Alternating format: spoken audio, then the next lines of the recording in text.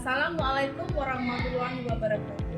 Kepada yang terhormat Bapak Ibu dosen penguji ujian kinerja, perkenalkan nama saya Deka Husna Mulyadi, mahasiswa PPG Guru dalam Jabatan periode 2 tahun 2025 dari LPTK Pasca Sarjana Universitas Pendidikan Indonesia dengan nomor NIM 2518197. Pada Selasa tanggal 26 Agustus 2025, saya akan melaksanakan praktek pembelajaran uji kinerja. Ini nomor KTP saya. Demikianlah perkenalan saya pada hari ini. Terima kasih. Wassalamualaikum warahmatullahi wabarakatuh. Assalamualaikum warahmatullahi wabarakatuh.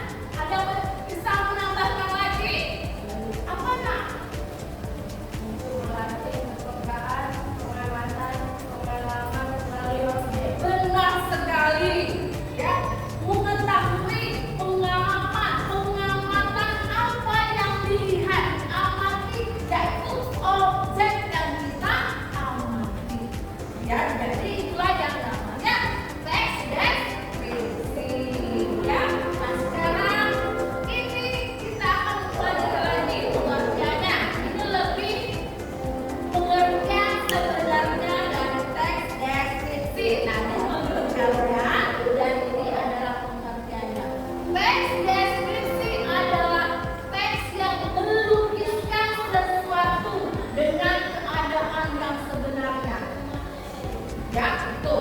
Nah, sekarang kita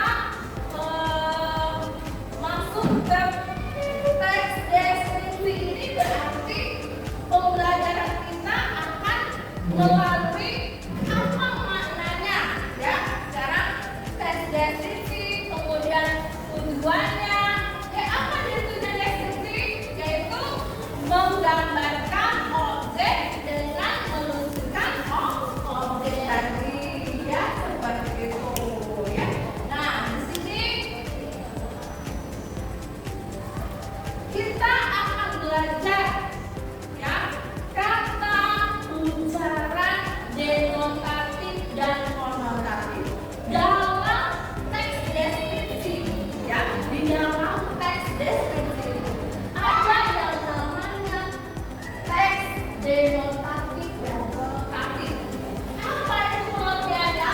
Kalau sudah denotatif adalah kata yang maksudnya apa adanya, artinya dia adalah makna yang sebenarnya. Itulah yang namanya teks denotatif, ya, atau kalimat ujaran. Dan nanti contohnya bagaimana? Pak Ali memiliki 2 ekor kambing hitam peternakannya. Berarti Pak Ali mempunyai kambing hitam yang warnanya hitam. Ya, itulah yang namanya denotatif. Ya, kalimat yang sebenarnya. Kemudian bagaimana yang konotatif? Nah, kalau konotatif itu adalah maksud tambahan atau makna asli tersebut. Artinya makna yang bukan makna sebenarnya. Contohnya, dia selalu menjadi kambing hitam di sekolah. Kambing hitam itu apa namanya? Tapi kita orang yang menjadi korban. Ya, orang yang menjadi masalah. Ya, dan kalau sudah dia yang kena marah, dia yang kena bully. Tapi jangan seperti itu. Jadi anak ya, dia yang jadi apa namanya? Korbannya. Ya, itu yang namanya denotatif dan konotatif. Jadi inilah yang namanya kalimat denotatif dan kalimat konotatif. Kalau denotatif makna yang sebenarnya, kalau konotatif adalah makna ya dari makna lainnya. Kemudian di dalam teks deskripsi juga ada yang namanya penggunaan kiasan atau majas. Tahu majas nggak? Pernah belajar majas? Ya, majas adalah kata kiasan dengan cara membandingkan sesuatu abstrak atau sesuatu yang konkret. Yang namanya majas. Majas itu ada 4. Ya, majas itu ada 4. Majas perbandingan, majas sindiran, majas penegasan, majas pertentangan. Ada 4 majas. Ya, oke. Kemudian lagi majas perbandingan, similar, metafora, hiperbola, litotes, personifikasi. Kalau